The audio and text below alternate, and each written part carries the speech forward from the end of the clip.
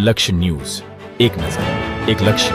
સમગ્ર દેશમાં 26મી જાન્યુઆરી ગણતંત્ર દિવસની હર્ષભેર ઉજવણી કરવામાં આવતી હોય છે, ત્યારે તેના ભાગરૂપે રાજકોટ જિલ્લાના ઉપલેટામાં વિવિધ લક્ષી વિનય મંદિર શાળા ખાતે 77માં પ્રજાસત્તાક રાષ્ટ્રીય કાર્યક્રમ યોજાયો, જેમાં નગરપાલિકા પ્રમુખ વર્ષાબેન ગજેરાના વરદ હસ્તે ધ્વજવંદન કરવામાં આવ્યું. ઉપલેટાની અલગ અલગ શાળાઓમાં વિદ્યાર્થીઓ દ્વારા સાંસ્કૃતિક કાર્યક્રમનું રાષ્ટ્રગીત, દેશભક્તિ કાર્યક્રમો યોજવામાં આવ્યા અને તેમજ દેશ માટે શહીદ થયેલા દેશભક્ત શહીદોને શ્રદ્ધાંજલિ આપી તેમને યાદ કરાયા.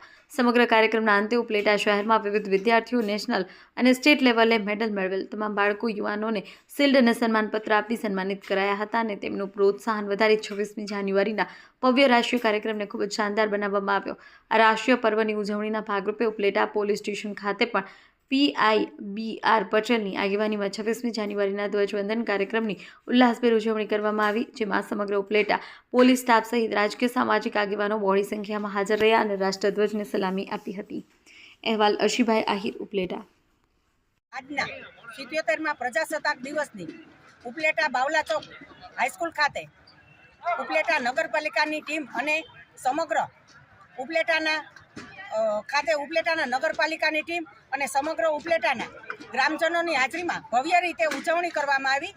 આ પ્રસંગે વિવિધ શાળાઓ દ્વારા કૃતિઓ રજૂ કરી આ તકે ઉપલેટા હોમગાર્ડ યુનિટમાંથી વ્યાસભાઈનું અને સંજયભાઈ બારૈયાનું પણ વિશેષ સ્વાગત કરવામાં આવ્યું, સન્માન કર્યું.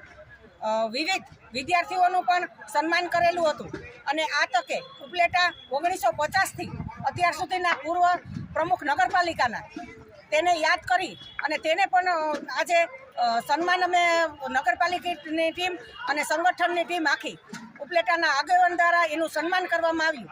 આ તકે ભરતભાઈ રાનપરિયા પત્રકાર તેનું પણ સન્માન કરવામાં આવ્યું. આજના દિવસે પ્રજાસત્તાક દિવસને ખૂબ ભવ્યથી ભવ્ય ઉજવણી કરવામાં આવી. બધા જ આગેવાનો હતા, 18 વર્ણનું બધા જ વર્ણના બધા આગેવાનો હતા અને ખૂબ જ ભવ્યથી ભવ્ય આજનો દિવસ ઉજવવામાં આવ્યો. જય ભારત.